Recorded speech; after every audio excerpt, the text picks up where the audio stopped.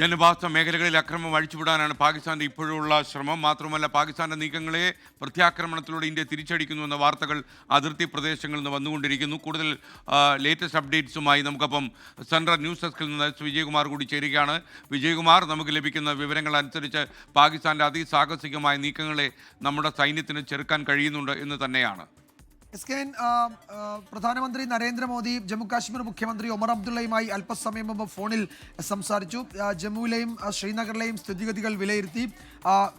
നിയന്ത്രണ വിധേയമാണ് സാഹചര്യങ്ങൾ എന്ന് ഒമർ അബ്ദുള്ള പ്രധാനമന്ത്രി അറിയിച്ചിട്ടുണ്ട്. കേന്ദ്ര സർക്കാർ സ്ഥിതിഗതികൾ നിരീക്ഷിച്ചു വരികയാണ്. ആശങ്കാജനകമായ സാഹചര്യമില്ല എന്നാണ് പ്രധാനമന്ത്രിയും ജമ്മുകാശ്മീർ മുഖ്യമന്ത്രി ഒമർ അബ്ദുള്ളയും പിന്നീട് അല്ലെങ്കിൽ ഇരുവരും വിലയിരുത്തിയത്. ഒമർ അബ്ദുള്ള പിന്നെ മാധ്യമങ്ങളോട് പറഞ്ഞിട്ടുള്ളത് അവിടെ ജനവാസ മേഖലകളും സൈനിക കേന്ദ്രങ്ങളും ആക്രമിക്കാൻ പാകിസ്ഥാൻ നടത്തുന്ന നീക്കങ്ങളും അതിന് നൽകുന്ന തിരിച്ചടിയുടെ വിവരങ്ങളുമാണ്.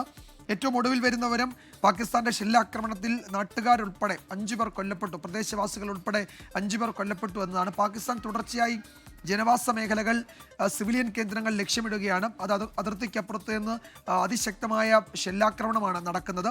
ഇന്ത്യ ആ സമയത്ത് ചെയ്യുന്നത് പാകിസ്ഥാനിലെ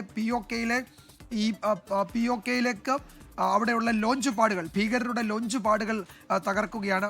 ലോഞ്ച് പാഡുകളും ഡ്രോൺ ലോഞ്ച് ചെയ്യുന്ന പാഡുകളും തകർക്കുകയാണ്. മിലിറ്ററി പോസ്റ്റുകളും ഇന്ത്യ ഇന്നലെ രാത്രി ശക്തമായ ഷെല്ലാക്രമണത്തിലൂടെ തകർത്തിരുന്നു. കനത്ത നഷ്ടം പാകിസ്ഥാൻ ആർമിക്ക് ഉണ്ടായിട്ടുണ്ട്.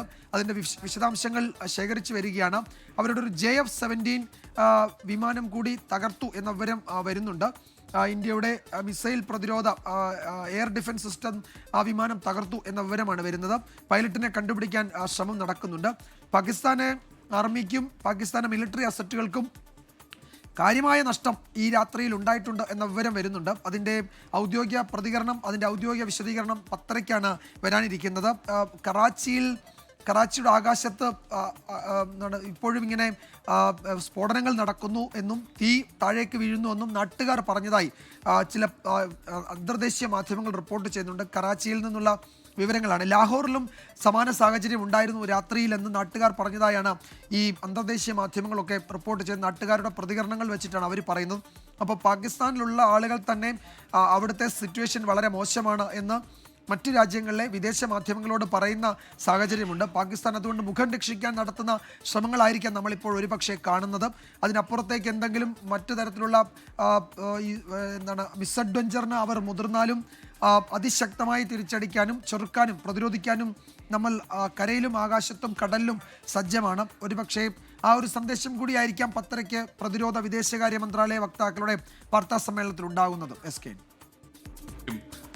വിജയകുമാറാണ് വിവരങ്ങൾ നൽകിയത്. അതിർത്തിയിൽ പാകിസ്ഥാന്റെ പ്രകോപനം തുടരുകയാണ്. രാജ്യതലസ്ഥാനത്ത് തിരക്കിട്ട നീക്കങ്ങൾ നടക്കുന്നുവെന്ന് തന്നെയാണ് വാർത്തകൾ വരുന്നത്.